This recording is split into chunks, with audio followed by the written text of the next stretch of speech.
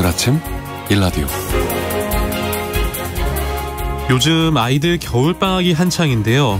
날씨가 춥다 보니까 아무래도 바깥 활동보다는 집안에서 시간을 보내는 경우가 더 많을 겁니다. 그래서인지 겨울철 층간소음 민원이 다른 계절에 비해서 월등히 많은 편이라는데요. 그나마 올겨울은 코로나19 실외 방역 해제로 외출이 자유로워져서 상황이 조금은 나아지지 않을까 싶습니다. 올해부터는 또 층간소음 기준이 더 강화된다고 하죠. 직접 충격 소음으로 분류되는 걷거나 뛰는 소리, 문을 여닫는 소리 등의 소음 기준값이 주 야간 모두 더 엄격해지는데요. 방학에 앞서서 환경부에서 어린이들에게 층간소음을 줄이는 생활수칙을 홍보한 내용이 있었습니다. 이웃끼리 반갑게 인사하고 슬리퍼 착용으로 소음을 줄이고 함께 산다는 것을 기억하기 등인데요. 새해 기준 강화 여부를 떠나서 이웃 간에 조금씩 배려하고 양보하면서 층간소음 문제로 서로 얼굴 붉힐 일 없으면 좋겠습니다. 1월 4일 수요일 오늘 아침 일라디오 출발합니다. 안녕하세요. 아나운서 강승화입니다.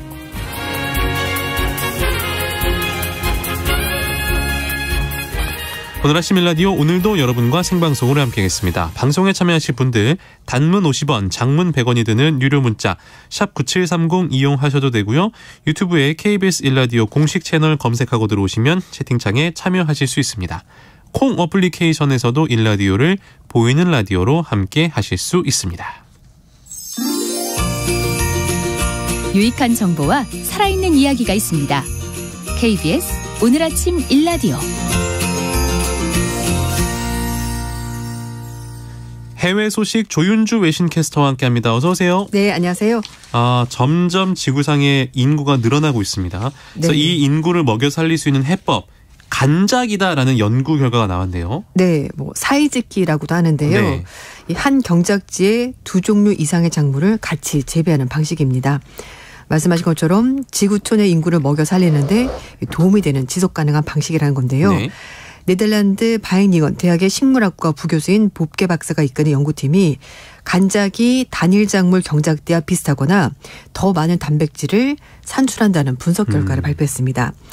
이 간작은 토지와 농약, 비료 등의 투입량을 줄일 수 있고 또 작물의 다양성을 확보할 수 있다는 장점을 가지고 있는데 생산성이 높은 단일 작물을 경작할 때보다 더 많은 수확량을 낼 수 있을지 이게 좀 불분명했습니다. 그래서 이걸 확인한 건데 연구팀이 세계 곳곳에서 226개 간작 재배 결과의 자료를 종합 분석을 해봤는데요.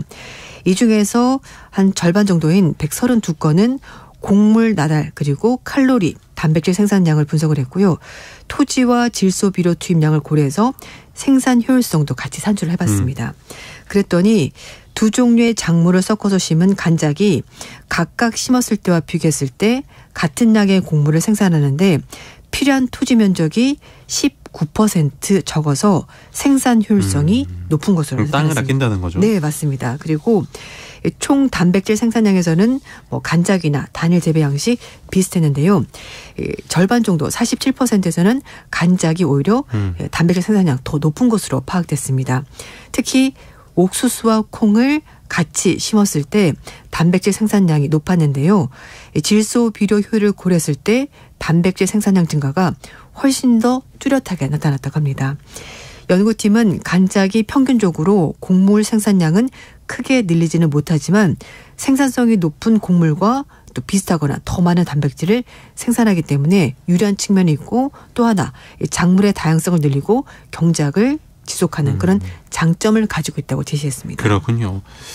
최근 몇 년 사이에 밀가루 가격이 정말 많이 올랐습니다. 네. 그래서 해외에서 밀가루 대용으로 사용할 수 있는 식품에 관심이 쏠리고 있다고요? 네. 밀가루 대용으로 바로 첫 번째 떠오른 작물이 쌀입니다. 네, 쌀은 탄수화물, 단백질, 지방, 식이섬유, 미네랄 등 10가지 영양 성분이 골고루 들어있는 곡물인데요. 특히 쌀에 들어있는 필수 아미노산은 성장 발육 촉진과 함께 두뇌 발달에 도움을 줍니다. 뿐만 아니라 쌀에 들어있는 식이섬유는 당뇨병, 고혈압 예방 그리고 이노시톨을 비롯한 항산화 성분은 지방간, 동맥경화 증상 완화하는 데 효과가 있습니다. 네. 그리고 이제 밀가루 대체하는 식품 중에 하나가 병아리 콩이라는 게 있는데요. 병아리콩. 네, 이거 이제 콩 형태로 먹는 건데 이건 이제 가루로 만드는 겁니다. 그래서 이 병아리 콩 가루로 만든 빵을 먹으면 혈당 반응이 개선된다는 연구 결과가 있습니다.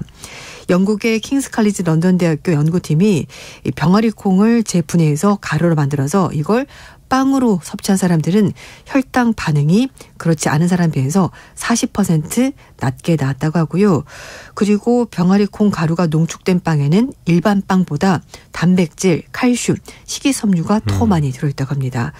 그래서 유방암 위험 감소에도 도움을 준다는 연구 결과도 있는데 미국의 터프스 대학 연구팀은 유방암 진단을 받은 미국과 캐나다 여성 6천 명에 대해서 9년간 추적 조사를 해봤더니 병아리 콩, 렌틸 콩 등 이렇게 콩류를 많이 섭취한 환자의 경우 적게 섭취한 환자보다 사망 위험이 21% 낮았다고 합니다. 네. 그리고 미국 타임즈가 선정한 10대 푸드에도 슈퍼푸드에 포함되어 있는 곡물이 바로 귀리인데요. 귀리. 다른 곡물에 비해서 단백질, 필수 아미노산, 섬유질 굉장히 풍부하고요. 고혈압, 변비 환자 이런 사람들에게 좋다고 합니다. 그리고 혈중 콜레스테롤 낮춘 효과도 있기 때문에 건강에 도움이 되고요. 다이어트 중이라면 우유와 함께 귀리를 먹는 것도 큰 도움이 된다고 합니다. 먹어봤는데요. 맛이? 밀가루가 사실은 예, 방금 소개해 주신 죄송해요. 병아리 콩 너무 건강에 건강에는 이제 도움이 되는데 네. 예, 아무튼 맛이. 그렇다. 예, 어쨌든 대체할 수 있는 식품에 관심이 쏠리고 있습니다. 네, 예. 쌀로 만든 빵은 맛있어요. 아, 그거는 맛있어요. 예, 네, 그건 인정. 쌀식빵 이런 예. 거 맛있더라고요. 예. 네. 쌀까지 인정하겠습니다. 네네. 일본에서는 밀가루 소비량의 10%를 쌀가루로 전환하자라는 프로젝트가 또 진행이 되고 있네요. 네, 그렇습니다.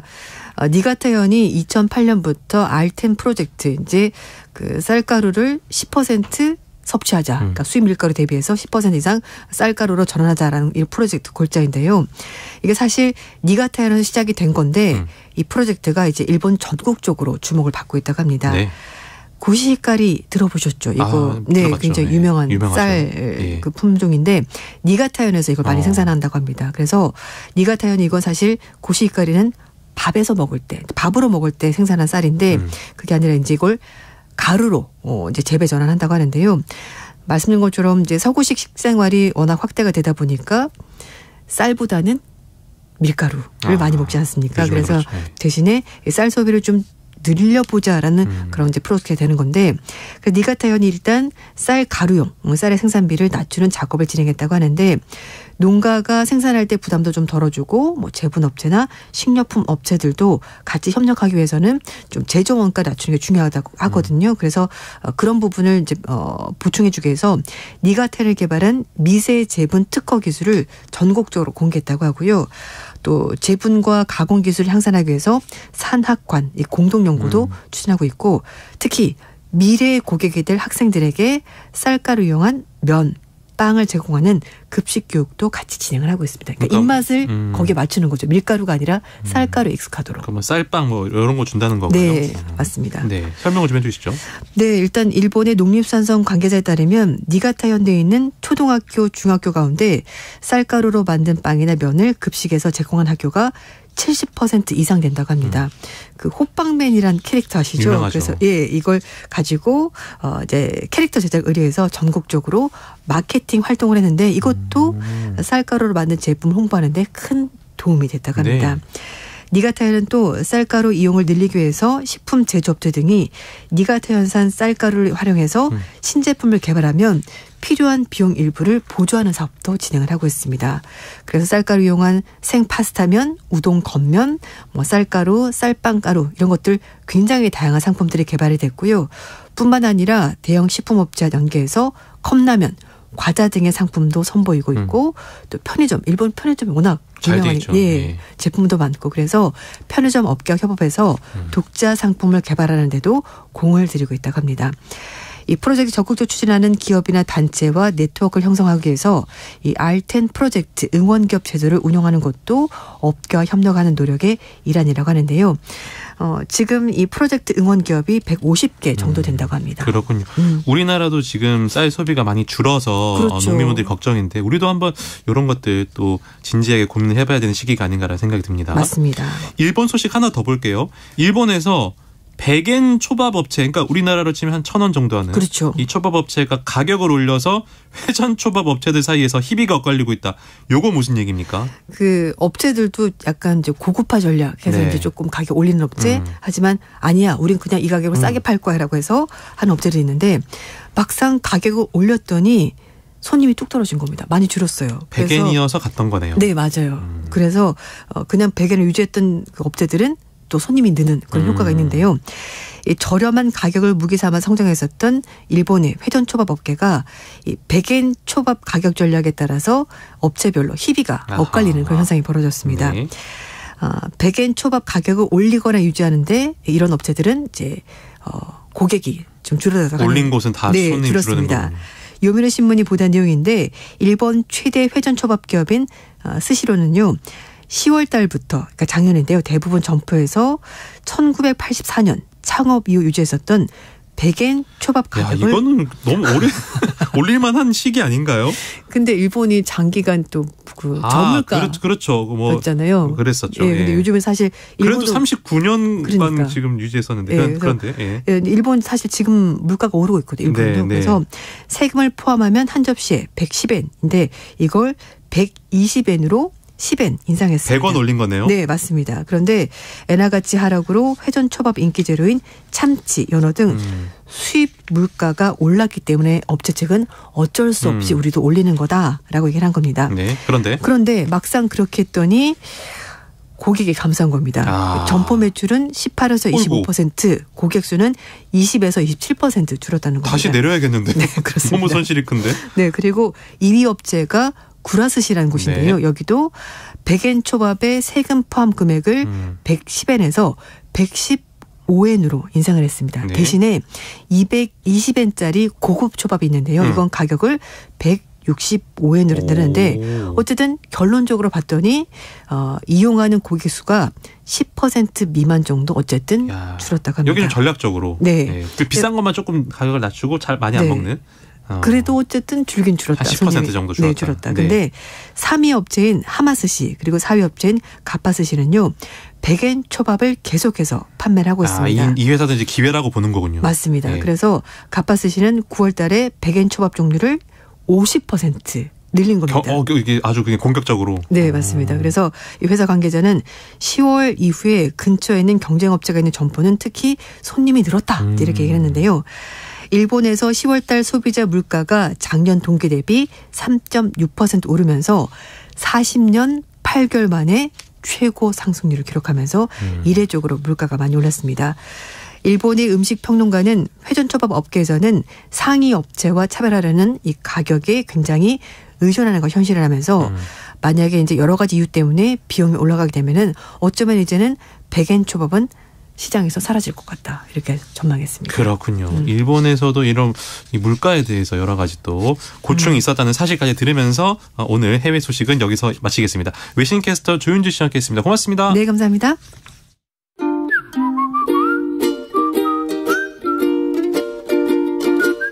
오늘 아침 일라디오 강승화 아나운서의 진행으로 듣고 계십니다.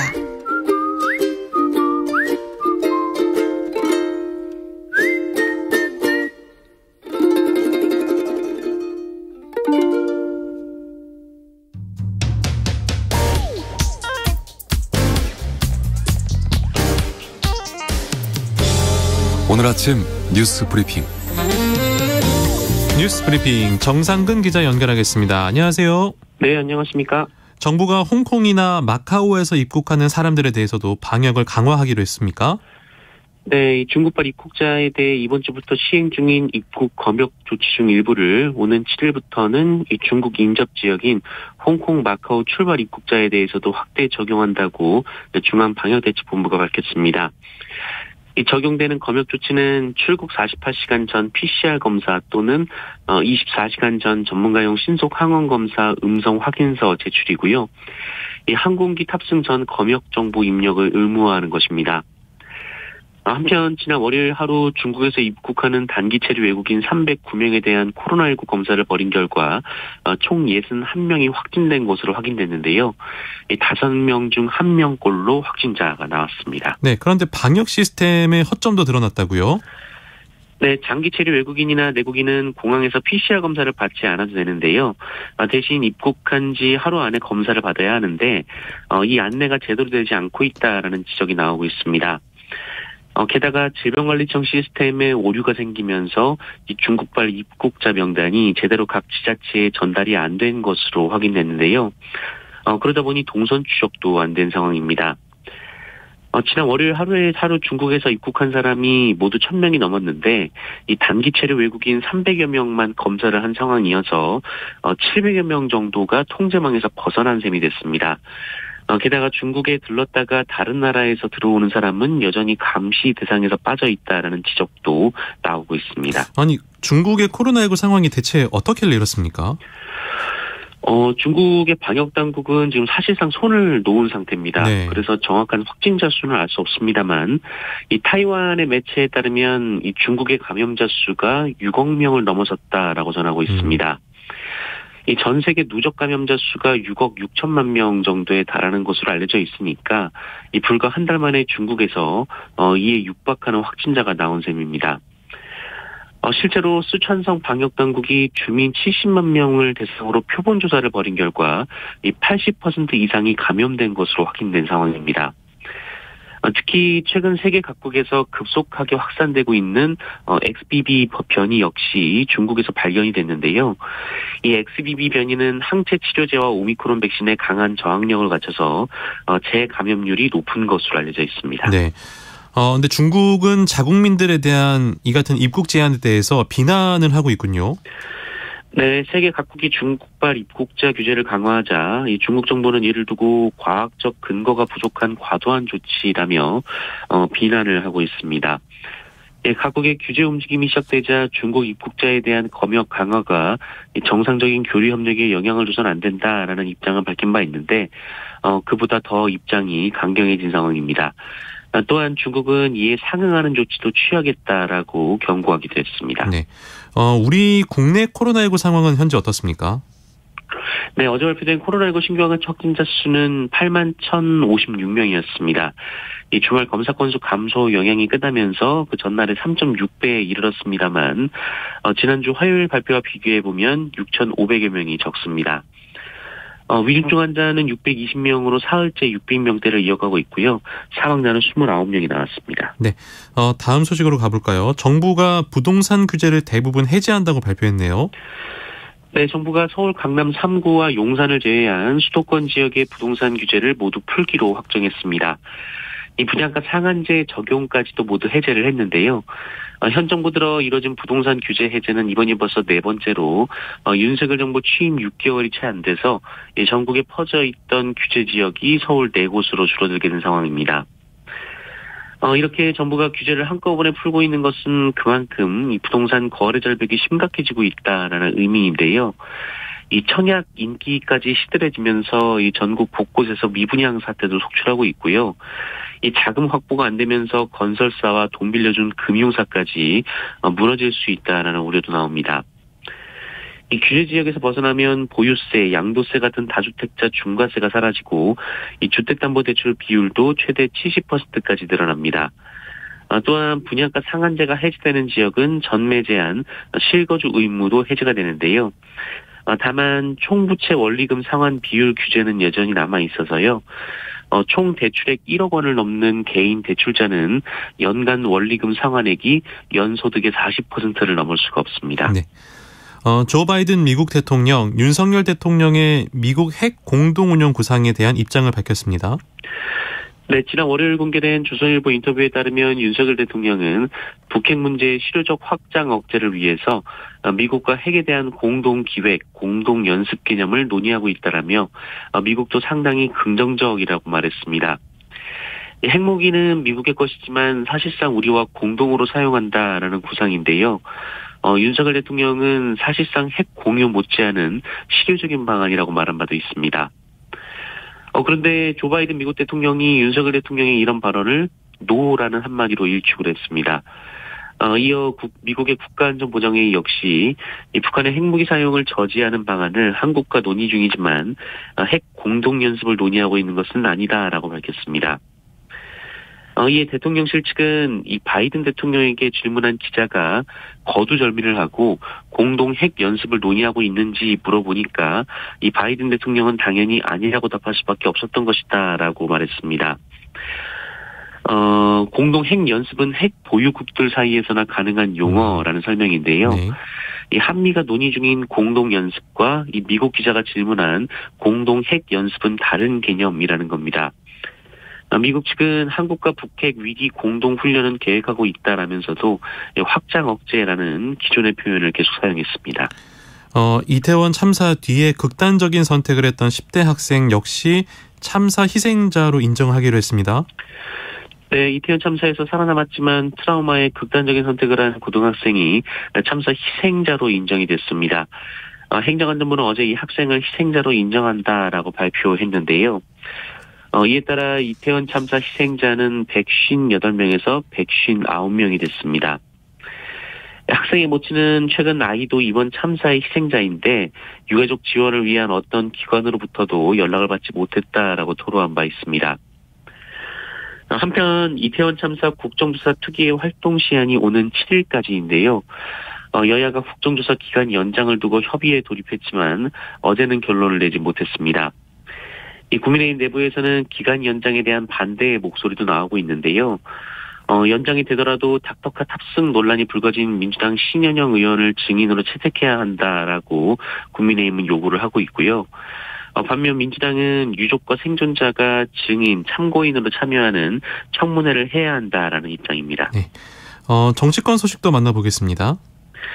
네, 문재인 전 대통령이 그제 민주당 지도부와 만난 자리에서 최근 북한 무인기 도발과 관련해서 다 지난 정부에서 만들어 놓은 시스템으로 대응했다라는 취지의 발언을 했다고 중앙일보가 보도했습니다. 윤석열 대통령이 이번 사태를 두고 지난 수년간 군 훈련 부족이라며 정전부를 비판한 것에 대한 반박인 셈입니다. 문재인 전 대통령은 북한이 무인기를 개발한 것은 굉장히 오래된 일이라면서 이에 대비하기 위해 2018년 드론 부대를 창설했고 이번에 무인기 추적도 지난 정부에서 만들어 놓은 SSR 레이더망을 이용해서 한 것이다. 이렇게 주장을 했습니다. 반면 국민의힘에서는 문재인 전 대통령이 민주주의 후퇴를 걱정한 것을 두고 이 적폐에 몰이를 한다고 과도한 권력을 휘두른 것은 문재인 전 대통령이라고 비판하기도 했습니다. 그리고 숙명여대가 지난해 12월 윤석열 대통령 부인 김건희 여사의 석사학위 논문 표절 의혹 검증을 위한 본조사에 착수했다라는 소식이 뒤늦게 알려졌습니다. 이 위원회 규정에 따르면 본조사는 조사 시작일로부터 90일 이내에 완료하게 돼 있는데요. 규정에 맞게 진행이 된다면 오는 3월 중순쯤 이 논문 표절 여부에 대한 결론이 나올 것으로 예상이 되고 있습니다. 정부가 반도체에 투자하는 대기업에 대해서 세액 공제율을 크게 올릴 것으로 보인다고요?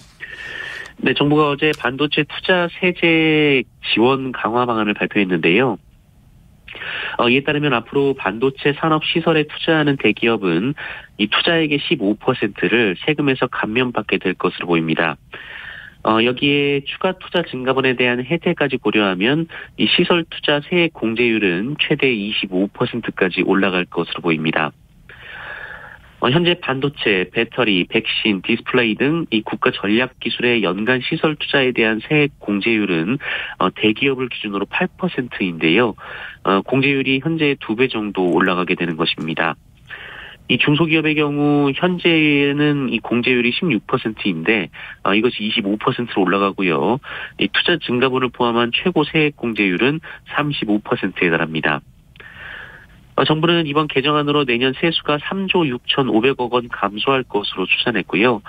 이후 2025년에서 2026년에는 연간 세수가 1조 3,700억 원씩 줄어들 것으로 내다봤습니다. 네. 경찰 조사를 받고 있는 이기영, 진술을 바꾸면서 수사에 혼선을 주고 있습니까? 네, 택시기사와 전 연인을 살해한 혐의를 받는 피의자 이기영은 앞서 전 연인을 살해한 뒤 이 파주 공릉청 일대에 유기했다라고 진술을 했었습니다.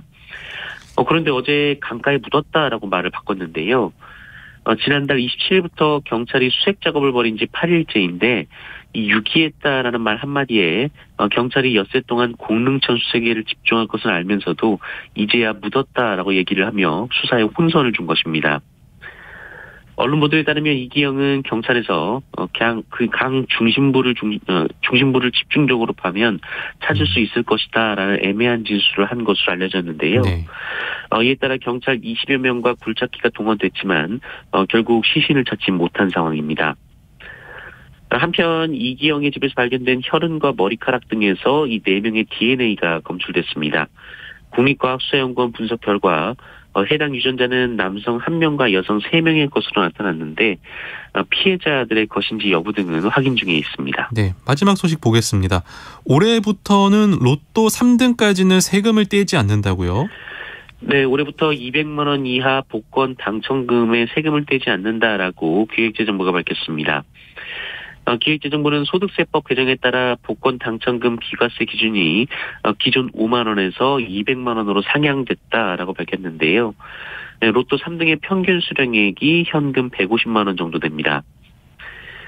그동안 5만 원에서 200만 원 사이의 당첨금을 받으려면 이 지급 명세서에 주민등록번호 등 과세를 위한 개인정보를 써야 했는데요. 올해부터는 이런 절차 없이 은행에 가면 곧바로 당첨금 수령이 가능합니다.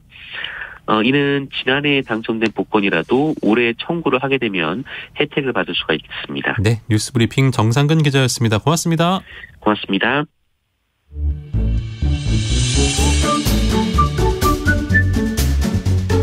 아침을 여는 기분 좋은 습관. KBS 오늘 아침 1라디오.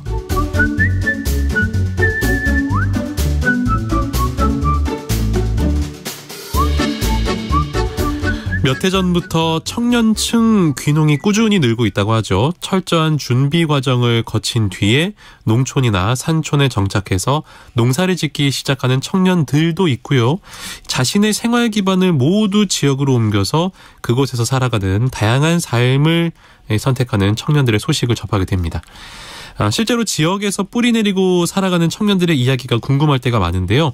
오늘은요, 강원도 화천에서 농사를 시작한 지 올해로 6년 차 된 청년 농부 엄지상 씨 전화 연결해서 농부로 살아가는 이야기 들어보겠습니다. 안녕하세요. 네, 안녕하세요. 네. 올해로 6년 차 농부라고 소개를 해드렸는데 처음에 그러면 화천에 몇 살 때 내려가셨어요? 처음에 화천이라는 거 접하게 된 게 이제 2013년도 겨울에고요. 이때가 이제 25살이었습니다. 네. 근데 이제 25살 겨울에 이제 화천에 왔었고, 그래서 2014년, 그 다음에 14년부터 이제 귀농학교에서 교육을 듣기 시작했는데요. 근데 제가 군대를 충북 증평으로 가다 보니까 강원북부는 이때가 사실 처음이었어요. 네. 예, 근데 이제, 그래서 2014년도 26살에 이제 1년간 화천 현장 귀농학교에서 귀농교육을 참여했고요.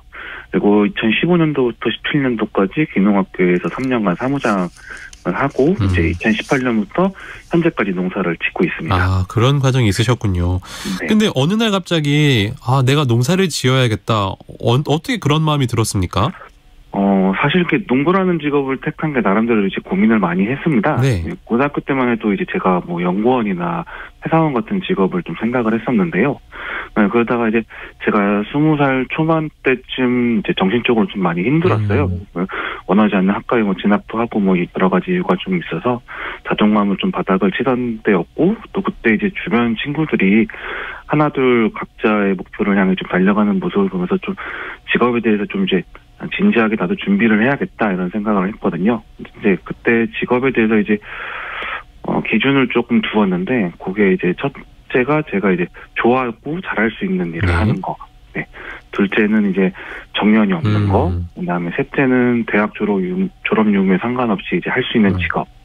네. 그다음 넷째는 미래 전망이 좀 나쁘지 않았으면 좋겠다. 그리고 다섯째가 이제 제가 한 노동에 대해서 결과물을 좀 바로 볼 수 있는 직업을 생각하다 보니까 최종적으로 이제 농부라는 직업을 제가 이제 선택하게 된 거죠. 고심을 정말 많이 하셨겠어요. 네. 주로 어떠한 작물을 재배하고 농사 규모는 어떻게 됩니까? 현재 저는 이제 친환경 농사를 짓고 있고요. 네. 주 작물은 이제 애호박 노지 1,400평하고 비닐하우스는 이제 고추 300평을 하고 있고, 그리고 이제 올해 이제 새로 임차한 땅 1,300평에서 아마 이제 노지 봄무와 가을 양배추를 할 것 같아요. 그래서 아마 올해는 이제 전체적으로 치면 약 3,000평 정도 농사를 짓게 될 것 같습니다. 네. 예. 그리고 이제 작물 재배 관련해서는 뭐 특수작물보다는 저는 이제 리스크가 적은 일반 작물을 조금 말아봤어요. 근데 이제 요 주변이 애호박들을 많이 하세요. 알아보니까 이제 화천이 예로부터 여름 애호박 주산지거든요. 그러다 보니까 관련된 보조 사업이라든지 지원도 잘 되어 있고 필요한 자재를 중고로 좀 저렴하게 구입할 수 있는 장점이 있었습니다. 네. 네, 그리고 지금 제가 좀 몸이 좀 크고 뚱뚱하다 보니까 네, 쪼그려 앉아서 하는 일보다는 서서 할 수 있는 그 애호박 재배가 저에게 더 맞더라고요. 네. 그래서 그 애호박 재배를 주로 잡고 이제 귀농학교에서 보낸 시간 동안 주로 했던 작물들이 고추, 무, 양배추 이런 쪽이었거든요. 그러니까 자연스럽게 그 작물들이 이제 부작물로 들어가게 되었습니다. 그렇군요. 네. 청년 농부신데 그 정도 규모 농사를 지으려면 이 대출 없이 자금 마련이 쉽지 않았을 것 같아요. 그렇죠. 아무래도 이제 저 같은 경우는 귀농자금 받아서 땅을 사고 집을 지었는데요. 네. 네, 전체적인 한 대출 금액은 약 한 2억 5천 정도 된다고 생각하면 네. 이제 큰 돈이죠. 네. 이제 이 문제는 자금을 마련하는 것보다 현재는 자금을 갚아내는 것이 이제 쉽지가 않다는 게 좀 문제가 되는데요. 네. 귀농자금 같은 경우에는 현재 5년 거치 10년 상환인데 저는 이제 작년부터 원금을 상환해놔야 되거든요. 그래도 뭐 다행히 코로나 때문에 이제 작년에는 첫 상환 길이 도달했지만 이제 유예를 하고 해서 이제 이자만 내고 넘어갔습니다. 근데 뭐 이제 그렇다고 해서 문제가 끝난 건 아니고요. 앞으로 상환할 원금과 이자가 제법 크다 보니까 좀 문제가 크죠. 주위에서 이제 제 상황을 아시는 분들은 특히 이제 도시에 있는 분들은 야, 그 돈 갚아내지도 못하면은 농사를 접어야 되지 않냐 이렇게 뭐 얘기하시는 분들도 많은데 근데 지금 어쨌든 제가 꾸준히 농사를 지어오면서 느낀 거는 1년마다 어쨌든 조금씩 매출액이 늘고 있고 이제 최종적으로 올해 같은 경우에는 반양도 늘고 이러다 보니까 갚아 나갈 수 있을 거라는 좀 희망이 있어서 어쨌든 열심히 하고 있습니다. 아유, 응원하겠습니다. 네, 감사합니다. 저희 프로그램에서도 이 텃밭 가이드라는 코너에서 농사 공부를 하고 있는데요. 농업이 참 어려운 분야인데 경험도 없었던 젊은 나이에 농사를 시작한다 참 쉬운 일이 아니었을 것 같아요. 그렇죠. 저는 이제 도시에 태어나서 도시에서만 자란 사람이거든요. 그래서 농자도 놀랐어요. 그래서 이제 농부라는 직업을 준비하기 위해서 이제 농사를 교육을 받아야 되지 않습니까? 네. 그래서 관련된 교육기관들을 이제 막 찾아봤는데 이제 그러다 보니까 도시에서 받는 귀농교육들은 주로 이제 강사분들이 오셔서 이론 강의를 하는 방식이더라고요. 근데 저 같은 경우는 1년짜리 좀 온전한 코스를 밟고 싶어서 교육기관을 좀 찾다 보니까 현재 이제 화천현장 귀농학교라는 곳이 그 당시에 있었어요. 그래서 거기서 교육을 이제 7분 하고 들으면서 같이 7명에서 먹고 자고 이러면서 농사를 지었고요. 근데 이제 요 학교의 좀 특이점이 프로그램이 좀 다양했습니다. 뭐 단순히 밭을 만들고 장부를 심고 수확하는 것뿐만 아니라 이제 시골 살면서 필요한 기술인 용접이나 뭐 농막 만든다든지 가니하우스를 만든다든지 아니면 이제 뭐 취미나 이런 것들을 위해서 막걸리를 만든다든지 아니면 또 이제 보면은 화덕 같은 거 이제 만들고 막 이러잖아요. 그래서 화덕, 구들, 화목난로 같은 이런 적정 기술 관련된 것도 전문 강사님들 지도 아래서 이제 직접 만들어보고 있을 수 있거든요.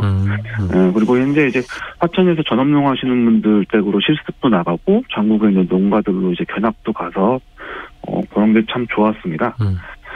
그리고 제가 교육받은 화천대학교를 잠시 소개해드리면, 이게 이제 6개월 이상의 장기교육 과정하고 8박 9일의 단기 과정을 이제 같이 하는데요. 장기교육 같은 경우에는 귀촌반이나 2030을 위한 청년귀농반이 운영이 되고, 8박 9일은 이제 귀농 시간이라든지 이런 걸 위하시는 분들을 위해 짧게 교육을 하고 있고요. 자세한 사항 같은 거는 이제 기운찬 학교라고 검색을 해주시면 거기에 자세하게 나와 있으니까 그거 참고하시면 될 것 같습니다. 검색창에 기운찬 학교를 검색하시면 화천 현장 귀농학교와 관련된 자세한 정보를 알 수가 있습니다. 화천뿐만 아니라 전국 여러 지역에 이런 귀농학교가 있기 때문에 청년분들께서 귀농을 준비하시면 도움을 많이 받을 수 있을 것 같습니다. 근데 이제 사실은 현실은 배우는 대로 되진 않잖아요. 귀농학교에서 농사 공부를 1년간 열심히 했어도 실전은 다르죠? 그렇죠. 아무래도 저 또한 되게 준비를 많이 했다고 생각을 했거든요. 왜냐하면 저는 교육도 받고 3년간 이제 사무장일 하면서 어떻게 보면 3년을 더 이제 농사일을 해본 거잖아요. 네. 근데 이제 문제는 각 땅마다 성질이 다르다는 걸 좀 망각을 했었나 봐요. 네. 제가 산 땅이 이제 조금 논을 밭으로 쓰려다 보니까 굉장히 길었어요. 그래서 이제 원래 학교에서 했던 땅은 오랫동안 꾸준히 관리되어 있어서 되게 양분도 많고 땅도 그렇죠. 되게 좋았는데 네. 이제 논을 밭으로 쓰려다 보니까 이제 물 빠짐이나 이런 게 안 좋았거든요. 네. 네. 그러다 보니까 이제 학교에서 배운 대로 똑같이 했지만 현상은 이제 결과는 완전히 이제 다른 현상이라게 된 거죠. 네. 특히 이제 20년도였나요? 그때는 이제 비가 엄청 많이 왔어요. 그래서 제 기억으로는 화천에 45일 동안 비가 하루도 빠짐없이 비가 왔던 걸로 기억합니다. 네. 그래서 자고 일어나서 밭에 나가는데 밭이 호수가 되어 있는 걸 보면서 이제 고해는 좀 농사를 빨리 접고 다른 일을 했던 기억이 납니다. 2020년에는 그런 일이 있으셨군요. 주위에 비슷한 시기에 귀농해서 같이 잘 해나가고 계신 분들도 있겠지만 농촌을 떠난 분들도 분명히 계실 텐데 다시 이제 농촌을 떠나는 분들 보통 어떠한 이유 때문에 떠나십니까? 농촌 떠나시는 분들도 계시고요. 농촌을 떠나지는 않지만 농사를 포기하시는 분들도 계세요. 네.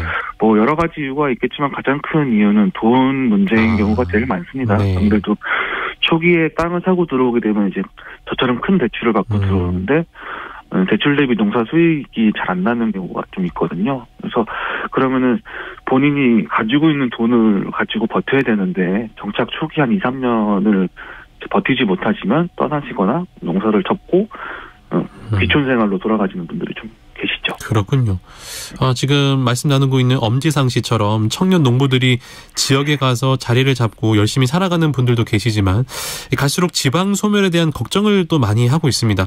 농촌에 자리를 잡은 청년 농부로서 이 부분에 대해서 어떤 생각을 갖고 계신지요? 여기 화천 역시 지방소멸 우려 지역이에요. 네. 그러니까 저희도 이제 걱정이 크거든요. 주변을 돌아보면은 이제 나이 드신 분들이 젊은 세대에 비해 훨씬 많고, 그리고 이제 이런 지방소멸 관련된 거에서 근본적인 원인은 어쨌든 지역으로 들어오는 사람보다 이제 일자리를 찾아서 수도권으로 이동하는 사람이 훨씬 많다는 것. 네. 그다음에 또 지역은 이제 낙후되어 있다는 인식이 강합니다. 네. 청년 농업인들이 이제 적극적으로 확보하고, 그래서 그런 농업 관련된 이제 산업을 좀 육성을 좀 해야 되겠고요, 지방에서. 네. 그리고 이제 지방에는 꼭 농부만 있어야 되는 건 아니거든요. 좀 뭐 가게를 운영할 사람도 필요할 거고, 그러다 보니까, 네. 그래서 어쨌든 이런 산업들이 같이 좀 커 나가려면은 제 개인적인 생각은 좀 IT계열 산업이나 이런 크게 성장하고 있는 산업들 중에서 이제 직장인들 워라밸을 굉장히 중요하게 생각하는 회사들이 지역으로 조금 넘어와서 이 지역에서 같이 살게 되면은 지역도 이제 도시처럼 같이 발전할 수 있지 않을까. 그리고 이제 이런 회사들이 들어오게 된다면은 아무래도 뭐 교통이라든지 여가라든지 교육이라든지 주거 관련된 인프라를 필요로 하잖아요. 네. 그러면은 이제 지방에서 확충을 해갖고 더 좋은 워라밸을 유지할 수 있게 그렇게 했으면 좋겠고요. 그리고 이런 모습을 어쨌든 홍보를 안 하면 도시 사람들은 알 수가 없어요. 그렇죠. 네, 축제나 뭐 아니면 살아보기 프로젝트 같은 거를 이용해서 홍보를 한다면 더 좋은 효과를 거둘 수 있을 거라 생각합니다. 참 좋은 말씀 해주셨습니다. 지금 이제 본업은 농부신데 직업이 또 여러 개 있으시다고요? 네, 아직까지는 이 농업으로 생활을 유지할 만큼 큰 돈을 벌지는 못했어요. 네, 올해 조금 좋아지긴 했지만 아직까지 조금 힘들어서. 그리고 이제 농촌 같은 경우에는 일할 사람이 어쨌든 부족해요. 사람이 적다 보니까. 네, 그래서 짧게 일할 수 있는 일자리들이 굉장히 많거든요. 그래서 저 같은 경우에는 이제 봄, 가을철에 산림청에서 운영하는 산불 전문 예방진화대 일을 좀 하고요. 그래서 봄철에 그 일을 하면서 틈틈이 밭 준비를 하는데 작년 같은 경우에는 산불이 되게 많이 발생했잖아요. 그래서 이제 불 끌어 다니기도 하고 중간중간 밭 준비도 한다고 해서 정신이 없었는데요. 그래서 여름철에는 본직업인 농부로 돌아가고요. 추운 겨울이 오면 이제 얼마 안 있으면 축제가 열리거든요. 네. 유명한 화천 산천어 축제가 이제 1월 7일부터 열리는데 저는 이제 거기서 이제 낚시터에 물고기 넣어주는 일을 합니다. 네. 그래서 1월 7일부터 1월 29일까지 산천축제가 열리니까 많이들 오셔서 겨울축제 좀 즐기고 가셨으면 좋겠습니다. 이 축제는 전 세계적으로 굉장히 유명한 축제 아닙니까? 네, 맞습니다. 또 바쁘시겠네요. 네. 열린 브리핑. 오늘은 청년 농부 엄지상 씨의 열정 가득한 농촌 생활과 농사 이야기 들어봤습니다. 오늘 말씀 고맙습니다. 네, 감사합니다.